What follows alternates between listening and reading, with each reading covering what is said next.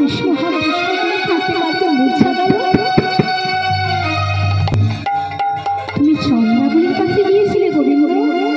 তা বেশ গোবিন্দ, তুমি যেতেই পারো, কিন্তু গোবিন্দ তাহলে আমার রাধাকে কেন কথা দিয়েছিলে? তুমি না হয় যেতে চন্দ্রাবলীর কাছে, আমার রাধাকে কাঁদালে কেন? আমার রাধা যে কৃষ্ণ আমার রাধা তোমাকে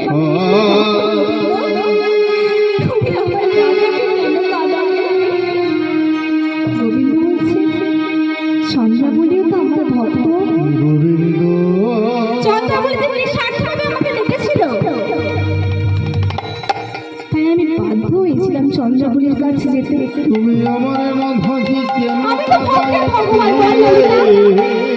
ও তোমার চন্দ্রাবলী ভক্ত,